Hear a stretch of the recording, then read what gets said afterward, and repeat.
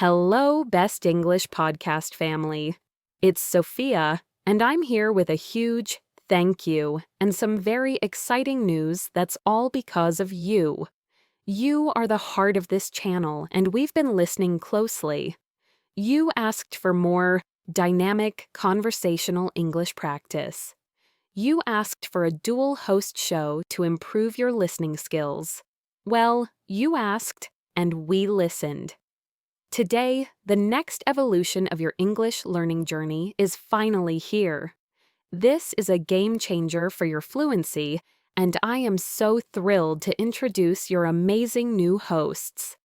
Please give a massive welcome to Olivia and James. They are about to take your English skills to a whole new level with the fun, natural, and engaging conversations you've been waiting for. I can't wait for you to hear what they've created. Thank you for making this possible. Get ready for the brand new Best English Podcast. Hello, everyone. Welcome to the Best English Podcast. This is the place where we go beyond the textbooks, beyond the grammar rules, and into the real, living heart of the English language. I'm your host, Olivia. And I'm your host, James. We are so thrilled you've decided to join us today for what we promise will be a truly transformative session. You know, Olivia, I was thinking back to a trip I took a few years ago, before my language skills were what they are today. I was in a small town in rural Italy, trying to ask for directions to a specific restaurant. I'd practiced the phrase in my head, but the friendly local I asked, well, he launched into this passionate, incredibly fast, and beautifully detailed set of instructions. I stood there, smiling and nodding, trying to catch a word here or there, destra, sinistra, piazza, but my brain just couldn't keep up. It was like trying to drink from a fire hose. I felt this wave of heat, a bit of panic, and in the end, I just said, grazie, grazie, and walked away in a random direction, more lost than when I started. That story is just perfect. It's so incredibly relatable for every single language learner.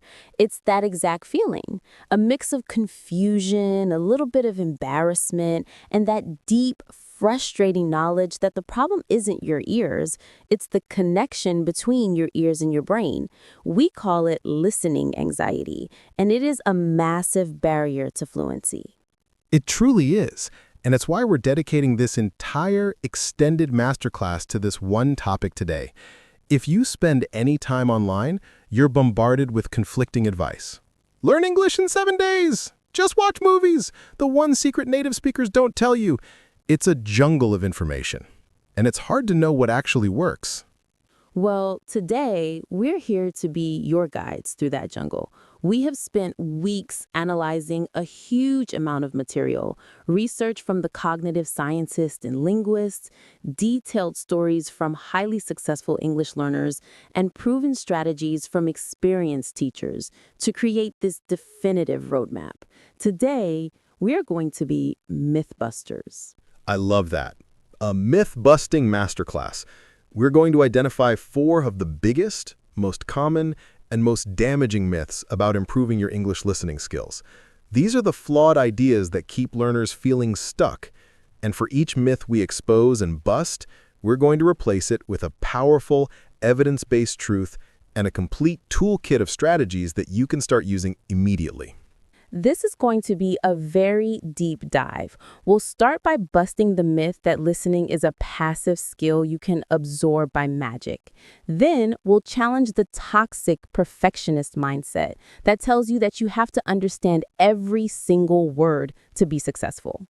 After that, we're going to take a very critical look at the world's most popular practice method, watching movies with subtitles. And we will show you how to transform it from an ineffective habit into a superpower. And finally, we'll bust the biggest myth of all, the idea that listening and speaking are separate skills that you can practice in isolation. We have packed this session with incredibly detailed stories, with the science behind how your brain learns, and with a step-by-step system for building a listening practice that is not only effective, but also genuinely enjoyable. So, if you are ready to leave the bad advice behind, to break through your listening plateau, and to build the skills that lead to true, confident fluency, you are in exactly the right place.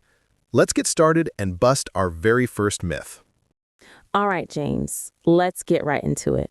Part one is all about the foundation, and that means tackling the biggest myth of them all. Myth number one. Listening is a passive skill. The idea that if you just surround yourself with enough English audio, you'll eventually magically absorb it. This myth is everywhere, isn't it? It's so appealing because it sounds so easy. The advice is, just play English radio while you do your housework. Have a 24-hour news channel on in the background. Immerse yourself. The implication is that your brain is like a sponge, and if you just sit it in a bucket of English water, it will soak it all up through osmosis. It's a lovely idea, but unfortunately, our brains don't work like sponges. They work like searchlights. The material we've been analyzing, especially from the world of neuroscience, makes this incredibly clear. Our brains are designed to filter out information that isn't relevant to our current focus.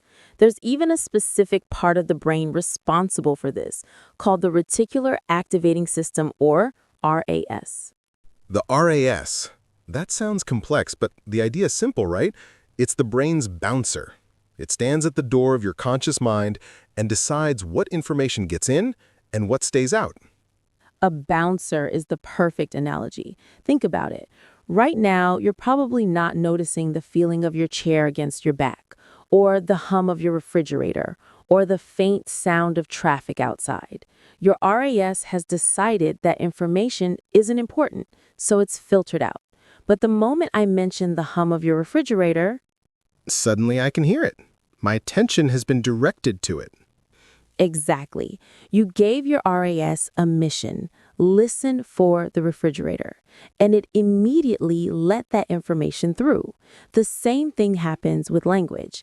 If you just have English audio playing in the background, while your main focus is on cooking or cleaning, your RAS decides that the English is just unimportant noise. It learns to ignore it.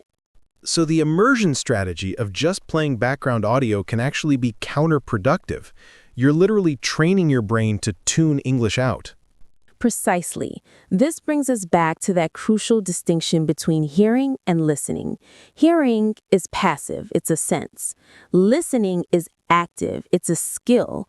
It requires conscious, focused attention. The truth that busts this myth is this: listening is an active sport, not a passive soak. I love that. An active sport. And like any sport, it requires dedicated, focused training sessions. The research had a fascinating story about this that I think illustrates the point perfectly. It was about a man named Dr. Alastair Finch, a distinguished British history professor. A native English speaker.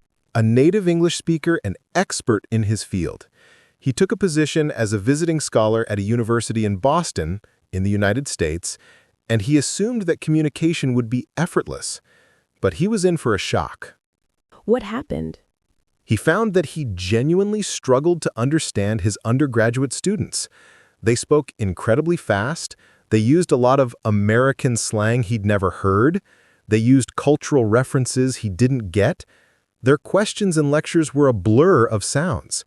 For the first time in his life, this brilliant professor felt like he was having a listening problem in his own language.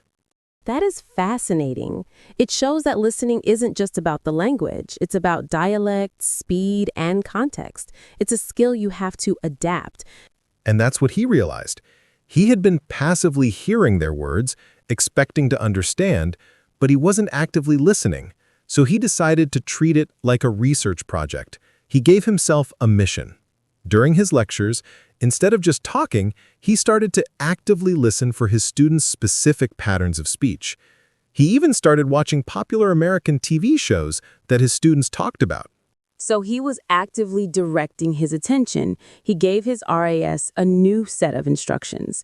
Pay attention to American slang. Pay attention to the rhythm of student questions. He did. And within a few weeks, everything changed. His brain adapted. He started to understand the slang, he got used to the speed, and his communication with his students became dramatically better. He had to switch from being a passive hearer to an active listener, even as a native speaker. His story is the ultimate proof that just being surrounded by a language isn't enough. You have to engage with it. So if we know that active engagement is the key, what does that training session, that workout, actually look like? What's in the active listening toolkit? Well, the first and most foundational strategy is something we can call mission-based listening. This is how you give your RAS its instructions. Before you press play on any piece of audio, you must define your mission. What is your specific goal for this listening session? And this mission can change depending on the content, right?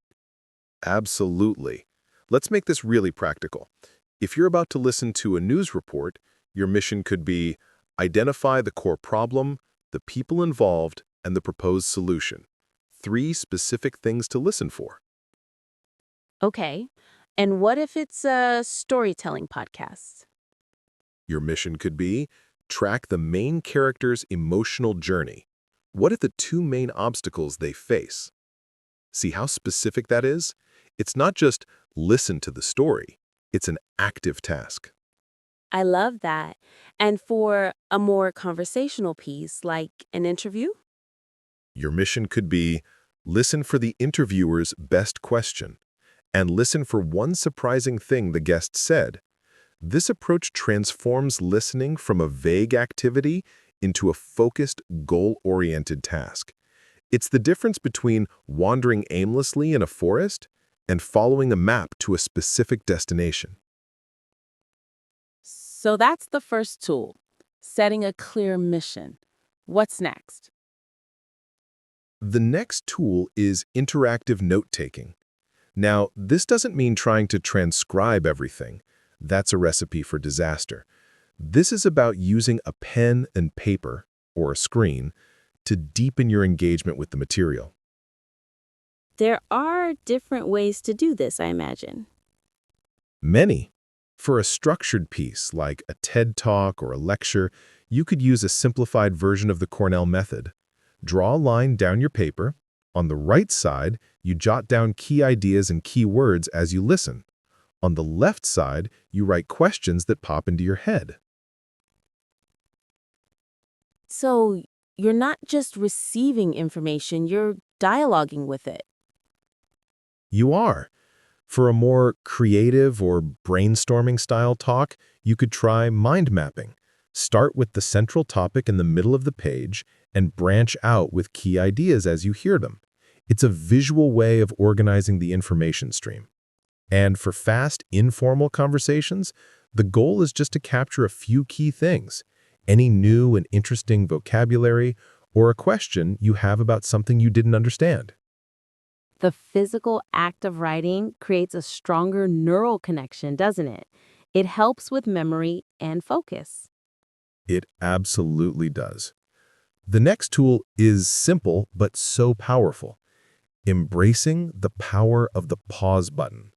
Many learners feel like pausing is cheating. They think they should be able to understand everything in real time. But that's just another form of the perfectionist myth we'll talk about later. It is.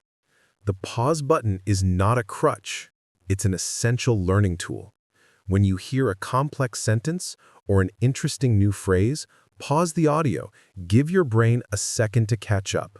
Think about what you just heard. Maybe repeat the sentence out loud. Unpausing and re-listening to a tricky 10-second segment 3 times is 1,000 times more effective than passively hearing a 30-minute podcast once. That's such a good point. The pause button allows you to control the pace of your learning and do a deep dive on the parts that are most valuable or challenging for you. Which brings us to a little mini myth I want to bust right here. The idea that you should never use a dictionary while you're listening. Right. The idea that you should be able to figure everything out from context alone. It's a good intention, but it's not always practical. we recommend a strategic dictionary use method. The key is in the timing. First, listen to a piece of audio all the way through without stopping. Try to get the gist. Then, listen a second time. This time, allow yourself to pause and look up only 1 or 2 words, the words that you feel are absolutely essential to understanding the core message. So you're not looking up every single word you don't know. You're being a detective, identifying the most critical pieces of missing information. Precisely. It's an active, strategic choice. So, to bring it all back to Clara, the student in London, when she shifted her strategy, this is what she did. She ditched the 8 hours of passive radio. Instead, she chose one 20-minute, high-quality session a day. She'd choose a podcast episode, set a mission for herself, listen with a notebook, use the pause button strategically, and look up just a couple of key words. And that focused, multi-layered, active workout is what finally led to her breakthrough. It's a perfect illustration. So myth number 1 is officially obliterated. Listening isn't a passive act of absorption. The truth is that listening is an active, mentally demanding sport, and you need to train for it with focused, goal-oriented strategies.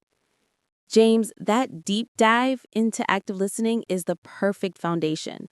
But it leads us right into the next major hurdle, which is more of a psychological one. Myth number 2, you must understand 100% of every single word you hear. The perfectionist trap.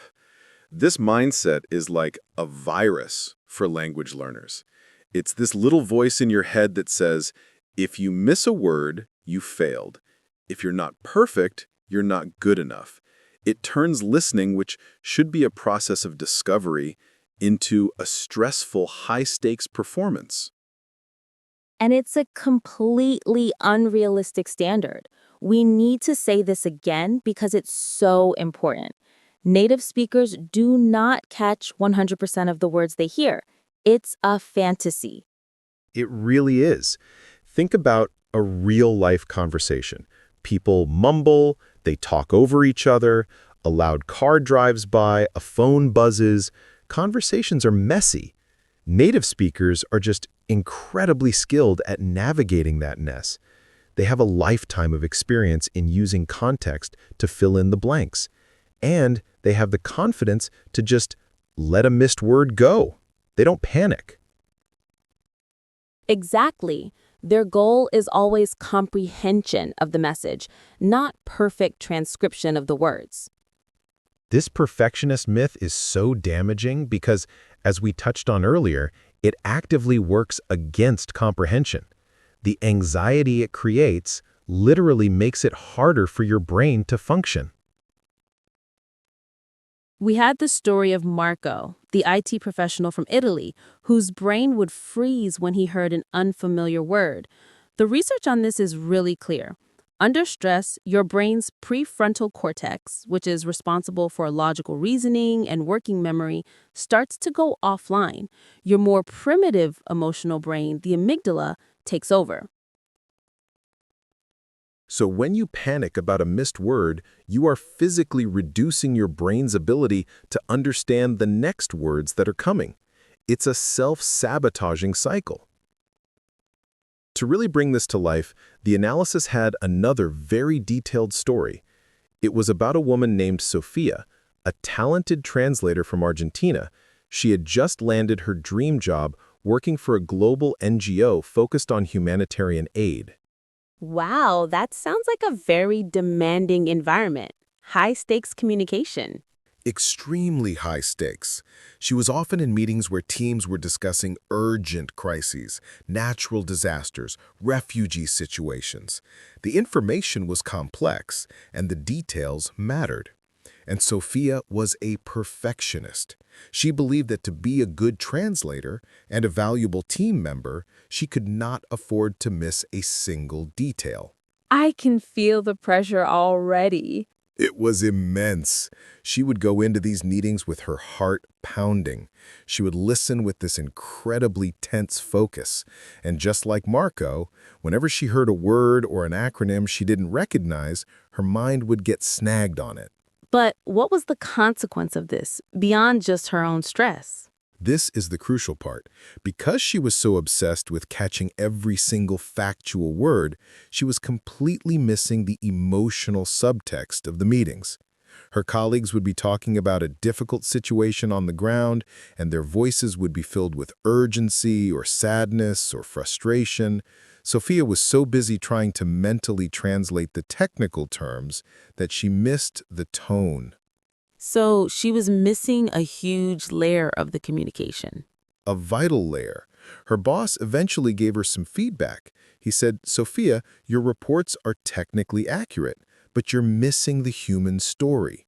I need you to understand how people feel, not just what they say." It was a devastating piece of feedback for her because she was trying so hard. It's a powerful story because it shows that understanding isn't just about data. It's about empathy. It's about connection. Her perfectionism was blocking her from true comprehension. So, what is the powerful truth that busts this myth? The truth is, the goal of listening is connection, not perfection. And the most skilled listeners are masters of ambiguity. They have the mental flexibility to navigate conversations with incomplete information, trusting their ability to grasp the larger meaning. So, how do we train this skill? How do we become comfortable with not knowing everything?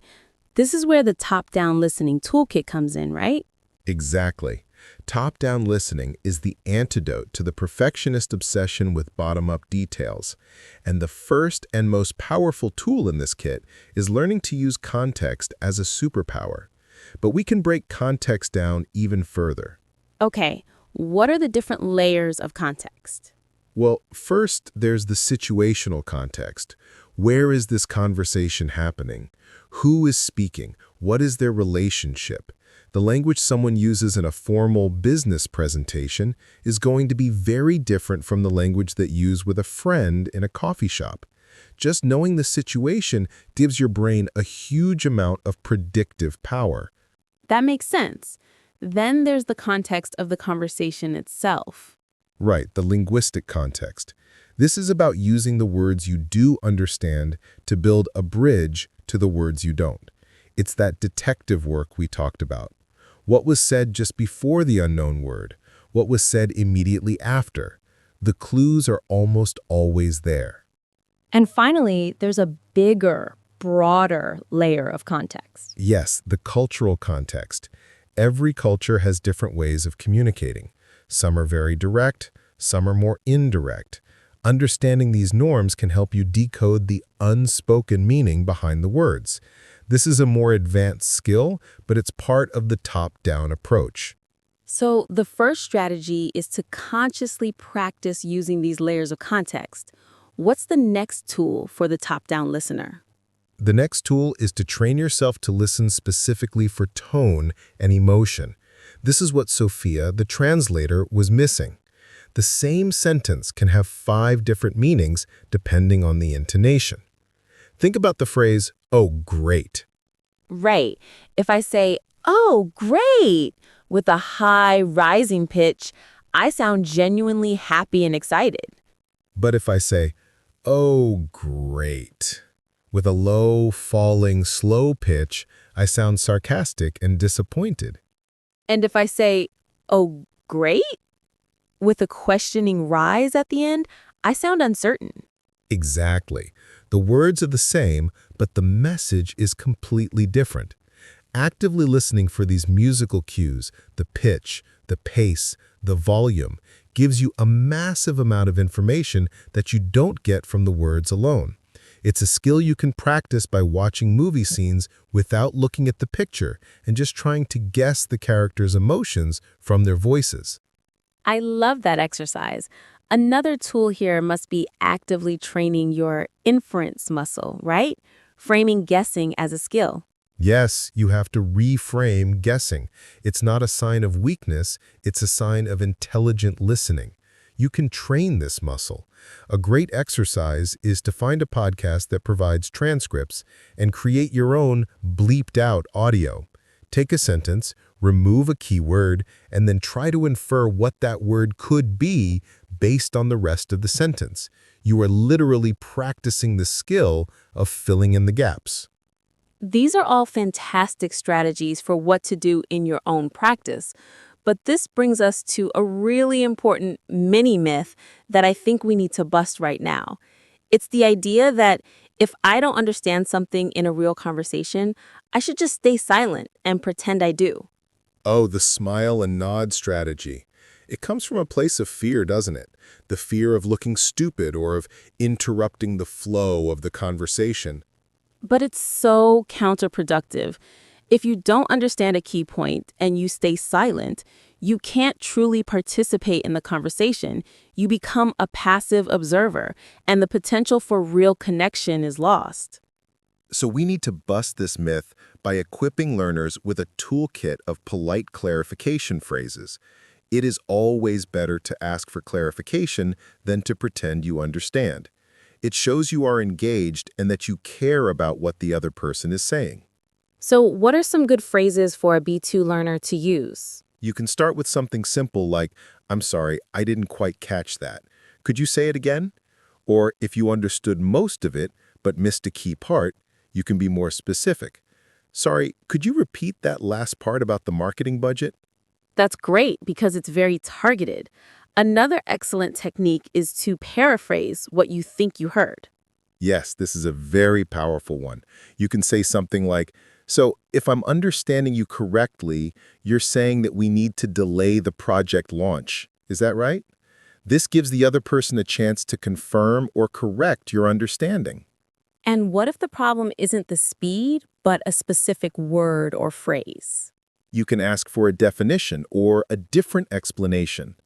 "I'm not familiar with that term boilerplate. Could you explain what that means?" Or, "Could you say that in a different way?" These phrases aren't admissions of failure, they are tools for collaborative communication. This brings us back to Sophia, the translator. How did this shift in mindset help her? It changed everything. She started to see her job not as a test she had to pass perfectly, but as a collaborative effort to build understanding. In meetings, if there was a term she didn't know, she would use one of these phrases. She would politely interrupt and say, "Excuse me, just for clarity, could you quickly explain what that acronym stands for?" And how did her colleagues react? They were more than happy to explain. They saw it not as a weakness, but as a sign of her commitment and professionalism. She was ensuring the understanding was 100% accurate.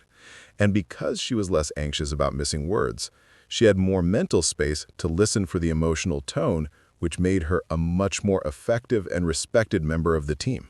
Her story is the perfect conclusion for this section. Myth number 2 is so deeply busted. You absolutely do not need to understand 100% of every word. The powerful truth is that the goal is connection and comprehension, not perfection. And you can achieve this by embracing ambiguity, using context as your superpower, and having the confidence to ask for clarification. James, this is an incredibly deep and empowering discussion. We've tackled the internal challenges, but now want to move on to the most common, everyday practice method that learners use. And that brings us to myth number 3. Watching movies with subtitles is the best and easiest way to practice listening. Ah, the big one. This is the go-to advice for millions of learners, and on the surface, it makes perfect sense. Movies are fun, they're engaging, and subtitles are right there to help you. It feels like you're doing something really productive for your English. It really does. But the research on how our brains handle information and attention tells a very different and much more complicated story. The truth is, the way most people use subtitles, it can become one of the most ineffective listening practices out there. Let's break down the science of why. There's a concept in cognitive science called the split attention effect. It says that when your brain is presented with multiple sources of information simultaneously, its ability to process all of them is diminished. It has to make a choice about where to allocate its primary focus. So, when you're watching a movie with subtitles in your own native language, you have three inputs: the English audio, the moving pictures, and the native language text. Which one do you think the brain chooses to focus on? Well, as we said before, it will always choose the path of least resistance, the easiest, fastest way to get the meaning. And that is, without a doubt, reading the text in your own language. It requires virtually no cognitive effort compared to the hard work of decoding spoken English. So what happens is a trick. Your brain is following the story by reading. You feel successful because you know what's happening in the plot, but you are not actively engaging with the English audio. It becomes background noise. Your listening skills are not being exercised at all. It's the ultimate illusion of learning. So what's the truth that busts this myth? Does it mean we should banish subtitles forever? Not at all. That would be like telling a carpenter to throw away their hammer. The truth is, subtitles are an incredibly powerful learning tool, but only when you use them as a strategic tool for scaffolding, not as a permanent crutch for understanding. And this is where we can expand on the subtitle ladder we've mentioned before and turn it into what the material calls the ultimate subtitle system. It's a multi-phase approach to turn passive viewing into a high-intensity learning workout. I love that. The ultimate subtitle system. Let's break down the phases. What is phase 1? Phase 1 is the foundation phase. This is your first time watching a piece of content, say a 20-minute episode of a sitcom. In this phase, you watch it with English subtitles. The goal here is purely to connect the English sounds you are hearing with the English words you are seeing. You're building that fundamental audio-text connection. This is where you can notice things like connected speech, where you see the words, "What are you doing?" but you hear what you're doing. It's a crucial awareness-building step. It is. You're also preloading your brain with the plot, the characters, and the key vocabulary for the next phase. So what is phase 2, Olivia? Phase 2 is the active recall phase. This is the most important part of the workout. You re-watch the exact same episode, but this time with no subtitles at all. And why is this so effective? Because all the pressure is gone. You already know what's going to happen, so you're not stressed about following the plot. Your brain can now dedicate 100% of its resources to the act of listening. You can focus on catching the nuances of pronunciation, the rhythm of the jokes, the flow of the conversation. This is where your listening muscle actually gets stronger. It's the difference between reading the instructions and actually building the furniture. This is where the real work happens. What comes next in the system? Phase 3 is the deep study phase. This is optional but highly effective. After your 2 viewings, you find a transcript of the episode online. You can now go back and analyze any specific scenes or lines that were still confusing. You can look up the slang, dissect the grammar, and really understand the language at a deeper level. This is where you consolidate the learning. You turn your confusion into clear knowledge. And the material suggests one final advanced phase. Yes. Phase 4, which I think is brilliant, reverse shadowing. You take the transcript and you read a line out loud first. Try to say it with the emotion and intonation you think is correct. Then you play the actual audio from the show and compare. Oh, that's fantastic. So you're testing your own production against the native speaker model. How close was my rhythm? How close was my emotional tone? It's an incredibly detailed level of practice. This 4-phase system turns a simple TV show into a complete language lesson. The analysis had a really rich, detailed story about a student from South Korea named Leo, who was preparing for a master's degree in the UK. He was worried about the accent and the speed of academic and social English in Britain. Very worried. He felt that his textbook English hadn't prepared him for the real thing. So over the 6 months before he moved, he decided to build what he called his British English ecosystem using this system. I love that name, an ecosystem. So what did it involve? It was a complete immersion plan. For his daily commute, he found a BBC News podcast. He would listen to a segment on the way to university in the morning, phase 2, no subtitles, and then he'd review the transcript during his lunch break, phase 3, deep study. So that was his formal academic practice. What about for fun? In the evenings, he used the full subtitle system with popular British panel shows and comedies. These are brilliant because they're fast, witty, and full of cultural references. He'd watch an episode once with English subtitles and then again without. He was training his ear for humor and fast-paced banter. What else was in his ecosystem?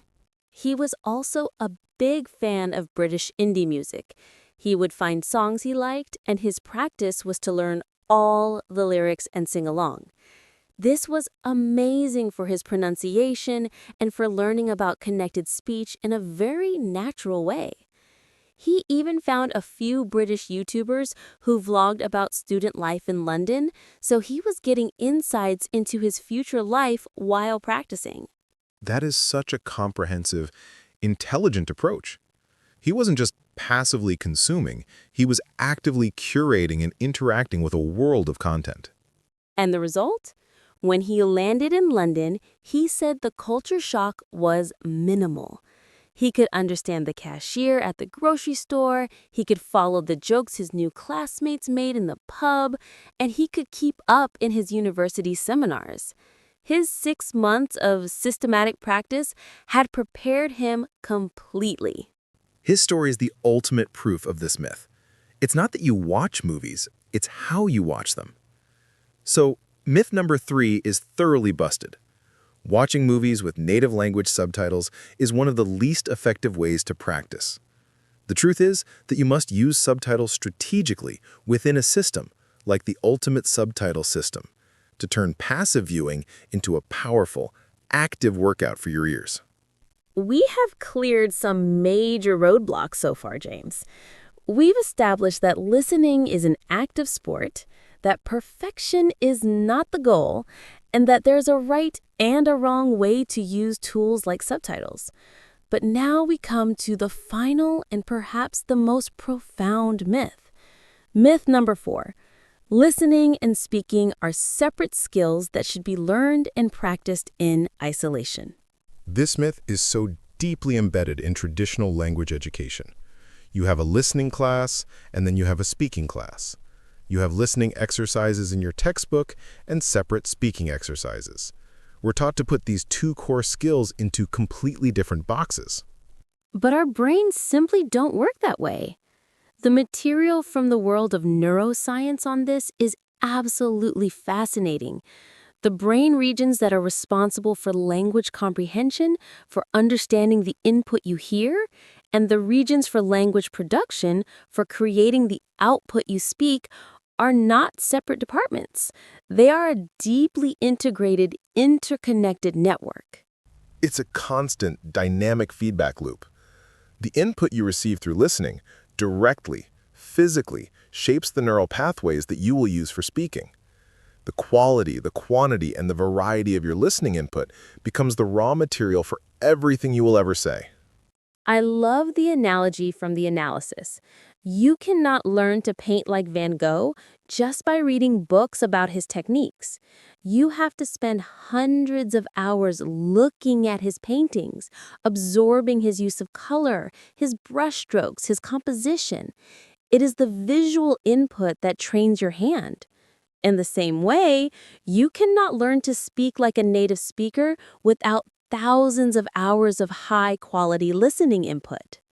You speak what you hear. It's that simple. If all you ever listen to is slow, carefully articulated textbook audio, your own speech will likely be slow and carefully articulated. If you immerse yourself in the fast, messy, natural rhythm of real conversations, your own speech will gradually start to reflect that rhythm. So the powerful truth that busts this myth is listening and speaking are not separate. They are intimate partners in the dance of fluency. And the most effective, most rapid learning happens when you consciously integrate them in your practice. This is where we can really expand on those closing the loop techniques. They are not just speaking exercises, they are the ultimate integrated listening exercises. Let's start with a true masterclass on shadowing. We've talked about the what, but let's get deeper into the how. The material breaks shadowing down into different types for different goals. There's what you could call phonetic shadowing. Okay, what's the focus there? The focus is purely on the sounds. You choose a very short clip, maybe just one sentence. You listen to it multiple times, and your only goal is to replicate the individual sounds as perfectly as possible, even if you have to do it very slowly at first. This is for tackling specific, difficult sounds, like the difference between ship and sheep, or the American R. So that's the micro-level workout for your mouth muscles. Exactly. Then there's prosody shadowing. Prosody is the music of the language, the rhythm, the stress, the intonation. For this, you mumble along, as we discussed before. You're not worried about the words. You're just trying to match the speaker's melody. This is how you develop a natural, native-like rhythm. And finally, there's fluency shadowing, which is the real-time, full-speed version we usually think of. Right. This is where you put it all together. You're trying to match the sounds, the music, and the words, all while keeping up with the speaker. It's an incredible workout for the entire listening-speaking circuit in your brain. This integrated approach is so powerful. But what are some other techniques? The material mentioned expanding the retelling idea into a more structured exercise. Yes, what we can call the interactive summary. This is a 3-step process. After you listen to a segment of audio, say a 5-minute news story, you pause it. Step 1, summarize the facts out loud. Just state the objective information. The report was about a new tech company that has developed a recycling solution. Okay, so that's the comprehension check. Step 2, explain your personal reaction out loud. Wow, that sounds really innovative. I feel hopeful that this could solve a major environmental problem. Now you're moving from reporting to personal expression. And the final step? Step 3, explain how this information might be useful or relevant to you. I should look up that company. Maybe they have career opportunities, or maybe I can use this example in a presentation I'm giving on sustainability. Now you're connecting the language to your own life, which makes it far more memorable. That is a complete, deep processing cycle. It's so much more than just, did I understand? It's, what does this mean to me? And for the final tool in this integrated toolkit, we can expand on the debate club of one and call it the conversation simulator. I love it. How does the simulation work? You find a piece of content that is a natural dialogue, like an interview or a conversational podcast. You listen to the first person speak.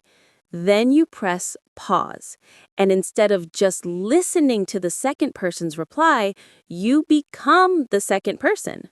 So you try to reply to the first speaker yourself. Exactly. You give your own answer out loud. Then you press play, and you hear how the actual second person replied. You can compare. Did they agree with you? Did they ask a different question? Did they use a phrase you could borrow? This is an incredible way to practice the real-time, back-and-forth flow of conversation, even when you're alone. You're practicing not just speaking, but responding. The analysis had a final, incredibly detailed story about an engineer from France named Isabelle. Her story brings all of this integrated practice together. She was brilliant at her job, but she was very shy and had a deep fear of presenting at international conferences. The classic fear of public speaking, amplified by doing it in a second language. A huge fear. But she had a big conference coming up in 6 months, and she decided she was going to face it head on with a systematic plan. Her plan was a perfect example of this integrated loop. So what was her input? What was she listening to? She curated a playlist of the best tech talks on YouTube and from conferences like TED. She chose speakers who were not just knowledgeable, but also charismatic and engaging. This was her high-quality listening input. And how did she turn that input into output? She used the full toolkit. She would use the conversation simulator with the Q&A sections of those talks. After the presenter finished and someone from the audience asked the question, she would pause the video and try to answer the question herself as if she were the expert. Then she would listen to the presenter's actual answer and compare. She also used prosody shadowing, not to change her accent, but to absorb the rhythm and confident delivery of the speakers she admired. And every week, she would use the interactive summary method on one of the talks, recording herself on her phone. So she was creating this complete feedback loop for herself, listening, processing, speaking, and then evaluating. And the result? She said that when she walked on stage for her own presentation, she was still nervous, but she felt prepared. The language felt familiar. The rhythm of presenting felt natural. She delivered her talk confidently. She handled the Q&A session brilliantly, and several people came up to her afterwards to tell her it was one of the best presentations of the conference. What an absolutely phenomenal story. It's the ultimate proof that you can't separate these skills. Her brilliant speaking was the direct result of her intelligent, active, and integrated listening practice. So, myth number 4 is not just busted, it's completely demolished. The powerful truth is that listening and speaking are inseparable partners in the dance of fluency. The most effective learners built a constant, dynamic bridge between their ears and their voice. We have been on an incredible journey today, James. We have journeyed deep into the science of the brain. We have explored the psychology of learning, and we've emerged with a clear, actionable roadmap. We set out to bust the myths, and I think we've done just that. We really have. It feels good to cut through the noise and get to what truly works. Let's take one final moment to look back at the 4 big myths we challenged and the powerful, evidence-based truths that every B2 learner should embrace instead. Let's do it. Our first and biggest myth was the idea that listening is a passive skill. We busted that completely with the empowering truth that listening is an active sport. Your progress is not determined by the hours you hear, but by the quality of your attention and engagement in the minutes you truly listen. We tackled the perfectionist trap, myth number 2. You must understand 100% of every word. We replaced that stressful idea with the much healthier and more effective truth that the goal is connection and comprehension, not perfection. The best listeners are masters of ambiguity, using context and curiosity to navigate the beautiful messiness of real conversation. Our third myth was the one we see everywhere. Watching movies with native language subtitles is the best practice. We showed why that's an illusion of learning and replaced it with the strategic truth that you must use subtitles as a tool, not as a crutch. The ultimate subtitle system, integrating English subtitles, no subtitles, and transcripts, is what turns passive viewing into a powerful workout. And finally, we took on the foundational misunderstanding of language learning itself. Myth number 4. Listening and speaking are separate skills. We demolished that with the most important truth of all. Listening and speaking are inseparable partners in the dance of fluency. The language you take in directly shapes the language you produce. The most effective practice always builds a bridge from your ears to your voice. When you put these 4 truths together, they form a complete philosophy for learning. It's a philosophy that values active engagement over passive consumption. It values resilience over perfection. It values strategic practice over mindless repetition. And it values integration over separation. It's a shift from seeing listening as a chore you have to do or a test you have to pass to seeing it as your primary gateway to the world of English. Listening is how you absorb culture. It's how you learn new ideas. It's how you understand different perspectives. And it's how you connect with other human beings. The journey to becoming a confident listener is one of the most rewarding adventures in language learning. There will be challenges, there will be plateaus, but with these truths and these strategies as your guide, progress is not just possible, it is inevitable.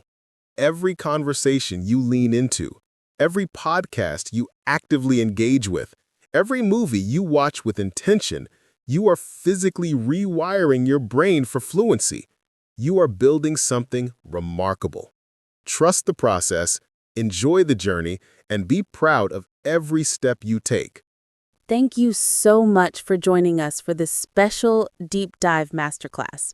We hope you feel empowered, inspired, and ready to take your listening skills to incredible new heights. If you found this session valuable and insightful, please like, share, and subscribe to the Best English Podcast. Your support helps us create more in-depth content just like this. Until next time, keep learning, keep growing, and of course, happy listening.